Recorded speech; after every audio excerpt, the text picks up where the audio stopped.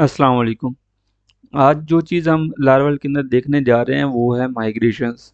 मैं माइग्रेशंस के बारे में आपको थोड़ा सा पहले बता देता हूँ। माइग्रेशंस बेसिकली क्या है, आप यूँ समझ लीजिए डेटाबेस का वर्जन कंट्रोल है। लाइक जिस तरह गिटहब है कोड के लिए, हमारा वर्जन कंट्रोल मीन्स आपकी टीम के अंदर 8-10 लोग हैं, ये जितने भी लोग हैं वो एक ही प्रोजेक्ट पे आप लोग काम कर रहे हैं, लेकिन हर बंदा जो है वो डिफरेंट मॉड्यूल पे काम कर रहा है। और एट द एंड क्या होता है कि आप गिटहब कमांड्स के थ्रू उन सारों को कोड को मर्ज कर देते हैं, और आपके पास भी आपका कोड रहता है और बाकी टीम का भी आपके पास कोड आ जाता है, और इसी तरह आपका कोड बाकी टीम के पास भी चला जाता है बगैर किसी इशू के। तो माइग्रेशन भी सेम वही चीज़ है, लेकिन ये है डेटाबेस के लिए। मीन्स आपकी टीम है 10 बंदों की, और हर बंदा जो है डिफरेंट मॉड्यूल पे काम कर रहा है, और हर बंदा अपने अपने मॉड्यूल के हिसाब से टेबल बना रहा है। अब क्या है कि अगर तो मैनुअली आप सपोज आपने एक मॉड्यूल पे काम किया और कोई दूसरा बंदा किसी और मॉड्यूल पे काम कर रहा है, और उसके जो टेबल हैं वो आपने अपनी डेटाबेस के अंदर बनाना है, तो आप क्या करेंगे, उसे एसक्यूएल फाइल लेंगे या मैनुअली अपने डेटाबेस के अंदर उसको बनाएंगे। एक तो ये सॉल्यूशन है। दूसरा क्या है कि हम माइग्रेशन बना सकते हैं। तो उससे क्या होगा कि आप जो कॉलम वगैरह या टेबल बनाएंगे वो आपके किसी भी टीम मेंबर के पास कोड के थ्रू ही चले जाएंगे। जब भी आप अपना कोड मर्ज करेंगे तो आपके पास बाकियों के डेटाबेस की माइग्रेशंस भी आ जाएंगी, और आपकी जो माइग्रेशंस हैं वो भी दूसरों के पास चली जाएंगी। लाइक हमें दूसरों के जो टेबल्स हैं जो बाकी टीम मेंबर्स ने बनाए हैं वो टेबल हमें मैनुअली खुद से नहीं बनाने पड़ेंगे, या हमें बार बार उनसे जो स्कीमा फाइल या डंप फाइल है डेटाबेस की वो नहीं लेनी पड़ेगी। तो हम क्या करते हैं, अपनी डेटाबेस अभी ओपन कर लेते हैं। यहाँ से आपने लारागोन के अंदर जाना है और डेटाबेस पे क्लिक करना है। इसके बाद क्या करेंगे, हम यहाँ पे हम एक कनेक्शन बना लेते हैं। मैं बना लेता हूँ लोकल होस्ट। कनेक्शन क्या है कि सपोज ये ADSQL जो एक टूल है, इसके अंदर आप मल्टीपल डेटाबेस को कनेक्ट कर सकते हैं आप अपने पास ही। मींस अभी मैं यहाँ पे अपनी लोकल डेटाबेस जो है वो कनेक्ट कर रहा हूँ। हम किसी लाइव सर्वर की डेटाबेस कनेक्ट करना चाह रहे हैं, लाइव जो है वो भी हम उसका अलग से कनेक्शन बनाएंगे और वहाँ पे हम उसको ओपन कर लेंगे। तो अभी क्या मैंने एक कनेक्शन बनाया है लोकल होस्ट, और यहाँ पे मैं बता देता हूँ कि मेरी जो डेटाबेस होनी है वो यही होनी है, MySQL MariaDB। आप यहाँ से कोई और अगर क्रिएट करना चाह रहे हैं एसक्यूएल वगैरह, एसक्यूएल सर्वर वगैरह पे, तो वो भी आप कनेक्शन बना सकते हैं। मैं अभी क्या करता हूँ MySQL यहाँ पे, और यहाँ पे होस्ट मेरा यही है लोकल होस्ट 127.0.0.1। उसके बाद यूज़र जो है वो मेरा रूट है, और पासवर्ड मैंने यहाँ पे कोई ऐड नहीं किया। अगर आपने कोई पासवर्ड ऐड किया हुआ है तो आप यहाँ पे इंटर कर सकते हैं, अदरवाइज इसको एम्प्टी छोड़ दें। उसके बाद पोर्ट 3306 यही रहने दें, इसको चेंज करने की ज़रूरत नहीं है। मैं ओपन कर लेता हूँ। अभी मैं यहाँ पे मेरी डेटाबेस जो एसक्यूएल है वो ओपन हो गया है, और यहाँ पे मेरे पास अभी मैंने कोई डेटाबेस नहीं बनाई हुई। मैं यहाँ पे सपोज बना लेता हूँ अपनी एक डेटाबेस, और इसको मैं यहाँ पे बना नेम रख देता हूँ हमारी डेटाबेस का माई डीबी। ये क्रिएट होगी मेरे पास माई डीबी। अब इसके अंदर कोई टेबल अभी तक नहीं पड़ा हुआ। तो हम क्या करते हैं, हम अपने प्रोजेक्ट में जाते हैं, और यहाँ पे आपने ये टर्मिनल ओपन कर लेना है। अगर आपके पास ये ओपन यहाँ पे नहीं हुआ हुआ तो आप क्या कर सकते हैं, यहाँ पे आपने जाना है टर्मिनल पे, और न्यू टर्मिनल आपने ओपन कर लेना है, या आप कंट्रोल और जो टिल्डा का साइन है वो भी इंटर कर सकते हैं। टिल्डा का साइन कौन सा होता है, वो ये वाला साइन होता है। सपोज यहाँ पे मैं एक फाइल बनाता हूँ, ये वाला जो साइन है इसको हम कहते हैं टिल्डा। तो ये वाला साइन कंट्रोल प्लस टिल्डा, आपने ये इंटर करना है तो आपके पास टर्मिनल ओपन हो जाएगा। अच्छा, अब माइग्रेशन हमने बनानी है तो वो किस तरह से बनाएंगे हम, वो हम आर्टिजन कमांड के थ्रू बनाएंगे। माइग्रेशन बनाने के लिए जो आर्टिजन कमांड है वो क्या है, same php artisan make colon, और यहाँ पे हम लिखेंगे माइग्रेशन।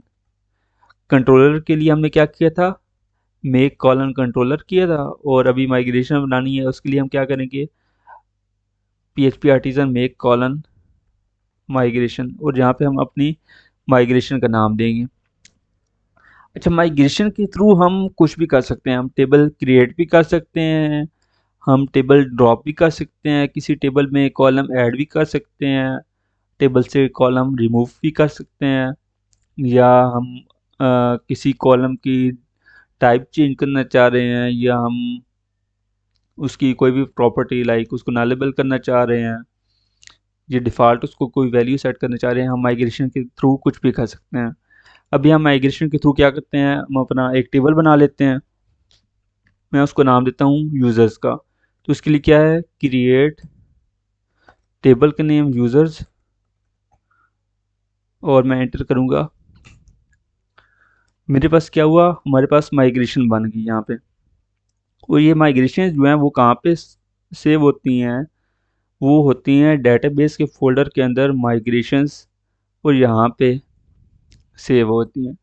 तो अभी क्या हुआ है कि मैंने जो बनाई है माइग्रेशन, वो बनाई है यूज़र्स। तो इससे पहले भी ऑलरेडी कुछ माइग्रेशन बनी पड़ी, ये क्या है कि लार्वल के साथ बाय डिफ़ॉल्ट ही आती हैं। मैं इनको करता हूँ डिलीट,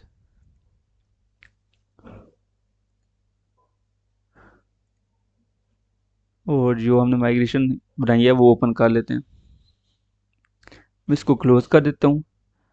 अभी आई थिंक गलत माइग्रेशन मैंने डिलीट कर दी हैं।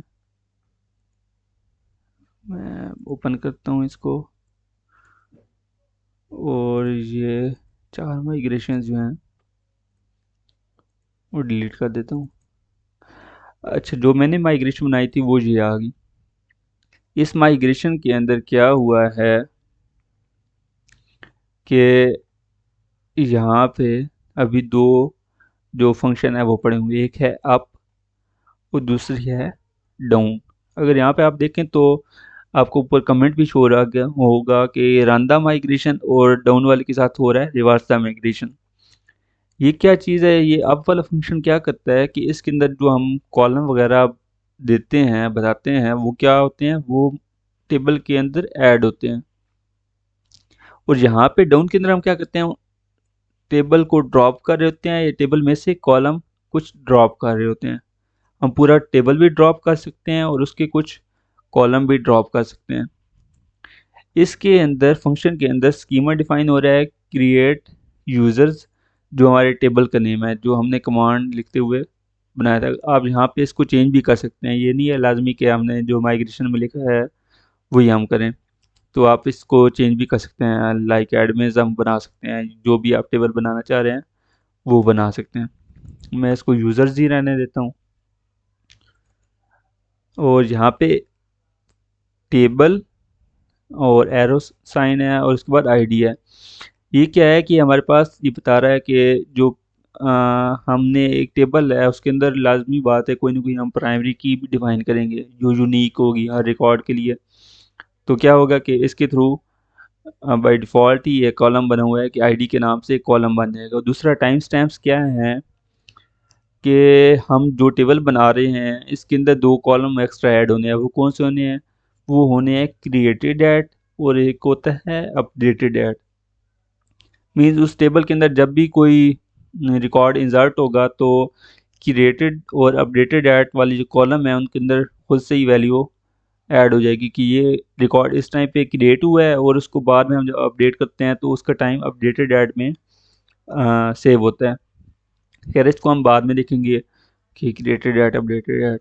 यहाँ पे अभी मेरे पास हमने कोई कॉलम ऐड नहीं किया। मैं यहाँ पे एक न्यू कॉलम बनाता हूँ, टेबल एरो, और मैं कहता हूँ कि मेरे पास एक कॉलम होना है नेम, लेकिन उसकी मैंने टाइप भी डिफाइन करनी है कि इस कॉलम की टाइप क्या होगी।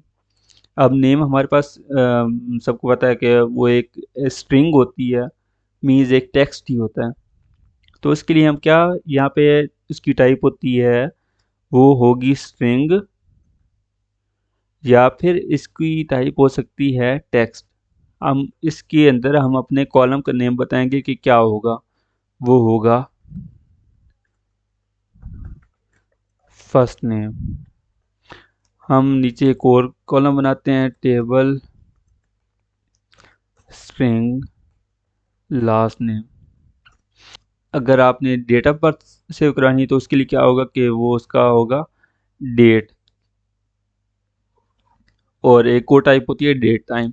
तो ये सारी टाइप्स जो हैं वो भी आपको मैं साथ साथ बताता जाऊंगा। हम यहाँ पे बता लेते हैं टेबल और डेट टाइप बता देते हैं। यहाँ पे कहते हैं DOB, डेट ऑफ बर्थ।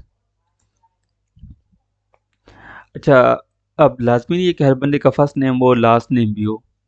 तो हम क्या करते हैं कि हम लास्ट नेम को कह देते हैं कि नलेबल, कि इसकी वैल्यू जो है वो नल भी हो सकती है, या हम इसको कह सकते हैं कि डिफ़ॉल्ट वैल्यू होगी।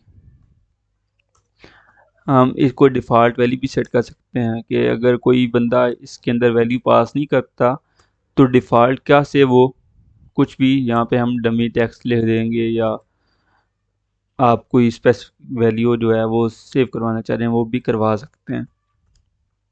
मैं इसको कर देता हूँ नलेबल, और डेट ऑफ बर्थ ये रख देता हूँ, और इसके बाद हम कहते हैं कि जेंडर। अच्छा, जेंडर क्या है कि मेल हो सकता है या फीमेल हो सकता है, या हम तीसरी टाइप अदर दे सकते हैं। तो अब जिस चीज़ की वैल्यू आपको कंफर्म है कि ये इतनी तरह की ही होनी है, इसके अलावा हो ही नहीं सकती, तो उसको हम कह देते हैं कि सपोज ई नाम है, ये मीन्स के इस इन वैल्यूज़ के अलावा उस फील्ड के अंदर, उस कॉलम की जो फील्ड है उसके अंदर वो चेंज नहीं होगी वैल्यू, इनके अलावा वैल्यू आ ही नहीं सकती।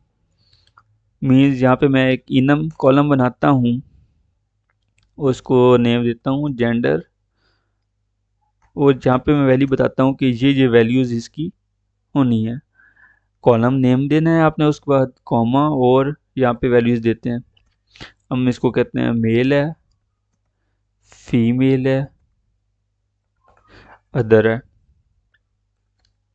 इसके अलावा इसकी कोई वैल्यू नहीं हो सकती।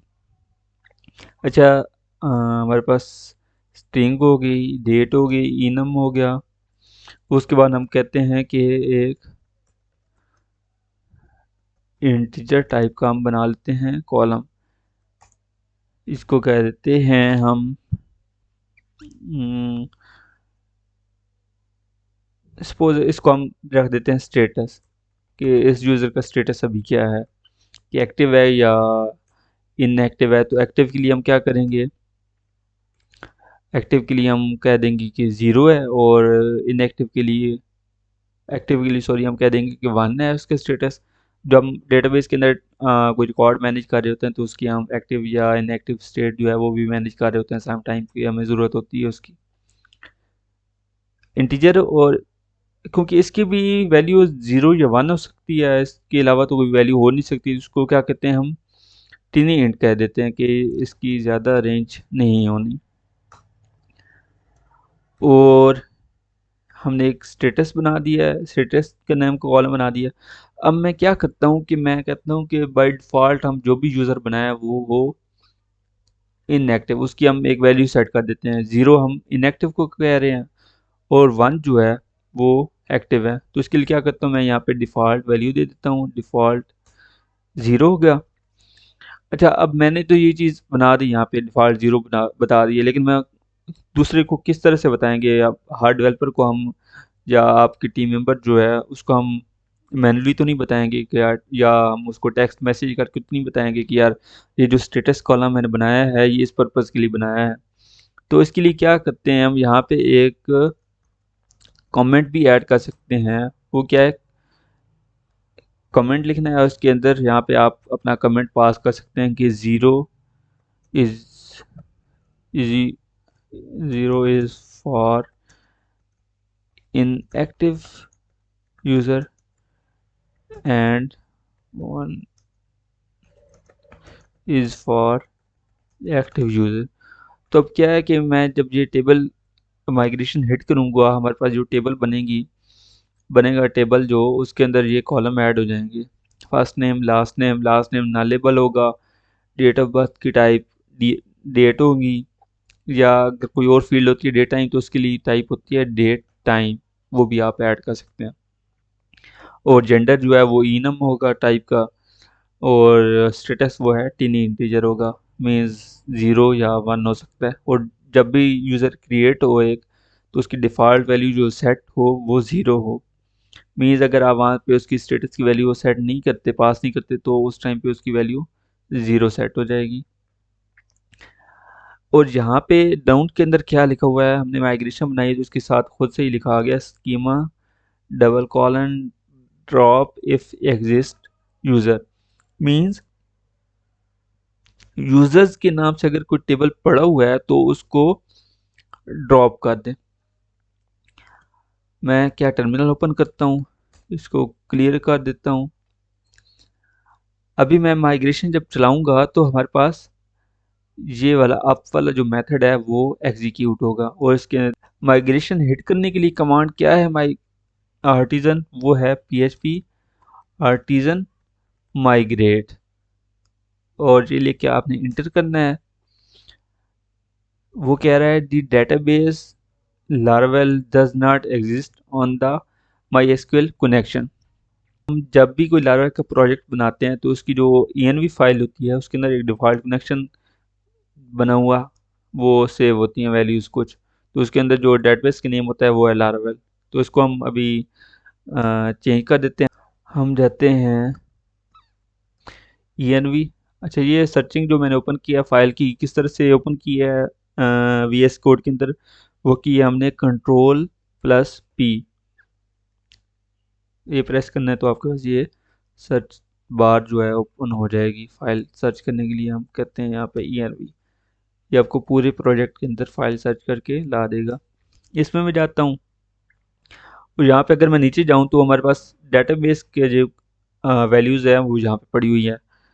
अच्छा, यहाँ पे पहली बात वो बता रहा है डेटाबेस कनेक्शन। हमने बताना है कि हमारे डेटाबेस कनेक्शन किस तरह की माई एसक्यूएल है।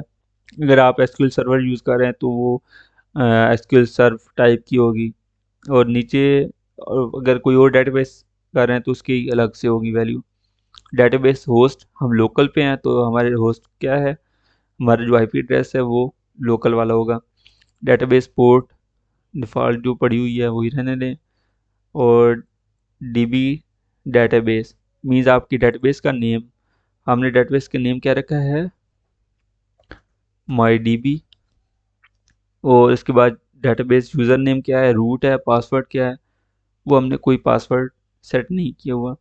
तो ये हमारी डेटाबेस की डिटेल हैं जो कि पड़ी हुई है हमारी .env फाइल के अंदर। मैंने पहले भी बताया था आपको कि जो env फाइल है उसके अंदर हम अपनी जो इन्वायरमेंट के रिलेटेड डिटेल्स हैं, ये कॉन्फ़िगरेशन रिलेटेड डिटेल्स हैं, वो यहाँ पे ऐड करते हैं। तो अभी मैंने अपनी ये डेटाबेस की चीज़ें सेव कर दी हैं।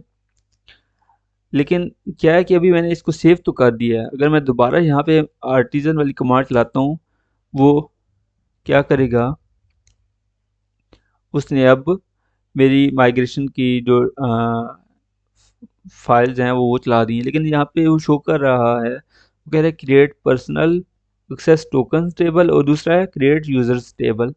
तो ये दो टेबल उसने चला दिए हैं। तो ये किस वजह से हुआ है कि हमने तो यहाँ पे एक ही माइग्रेशन फाइल बनाई हुई है, लेकिन यहाँ पे हमारे पास जो चली है वो चली है create personal access tokens table, और दूसरी चली है क्रिएट यूजर्स टेबल।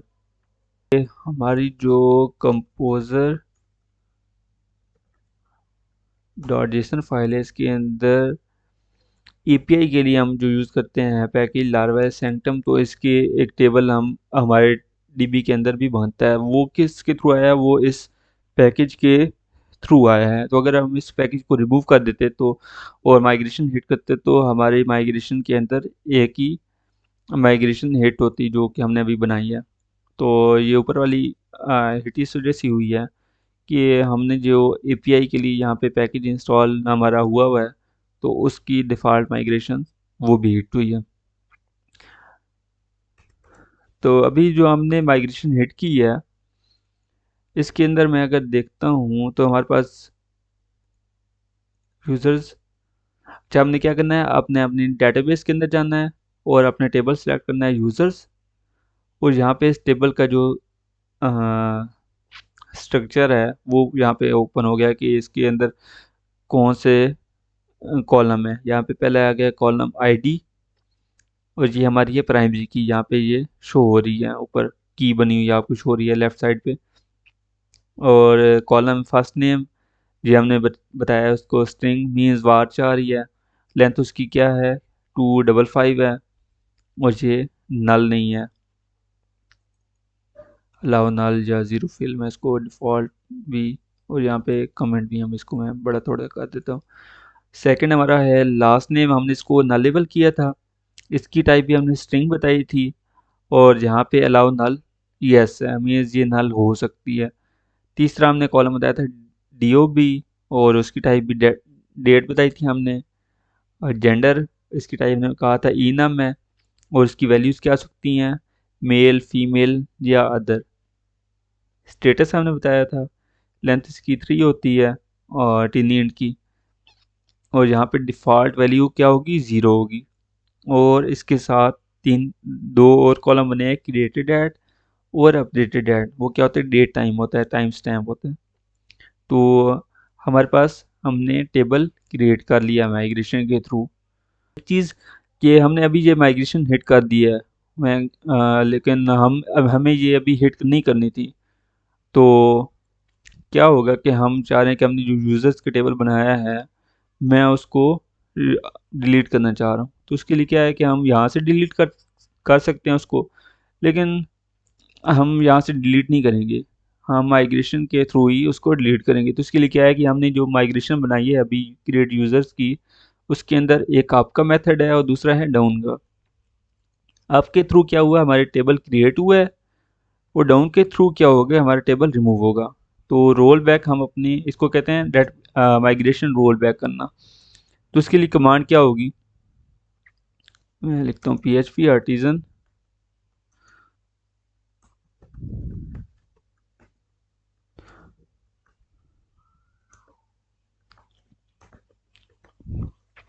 ये क्या है कि अगर हमने जो माइग्रेशन पिछली हिट की है उसको हमने सिर्फ उसको रोल बैक करना है। मैं कहता हूँ कि जो मैंने पहली माइग्रेशन या एक माइग्रेशन अभी हिट की है वही वाली रोल बैक करनी है, मीन्स हमने रिवर्ट कर देनी है, उसको रिवर्स करनी है उस माइग्रेशन को। तो इसके लिए क्या होगा, php artisan migrate colon roll back, और साथ आपने बताना है कि कितने स्टेप आपने रोल बैक करनी है। तो मैं कहता हूँ कि मैंने अभी जो माइग्रेशन एक हिट किया वही रोल बैक करनी है। तो उसके लिए क्या करेंगे, हम बता देंगे स्टेप, एक स्टेप हमने रोल बैक करनी है। अगर आपने दो माइग्रेशन हिट की हैं तो आप कह सकते हैं दो स्टेप रोल बैक हमने करना है। तो आपने बताना है कितने स्टेप हमने रोल बैक करना है। मैं इसको हिट करता हूँ, तो अब क्या हुआ, हमारी माइग्रेशन जो है वो रोल बैक होगी। अब क्या हुआ, हमारे डेटाबेस के अंदर से, मैं इसको रीलोड करता हूँ,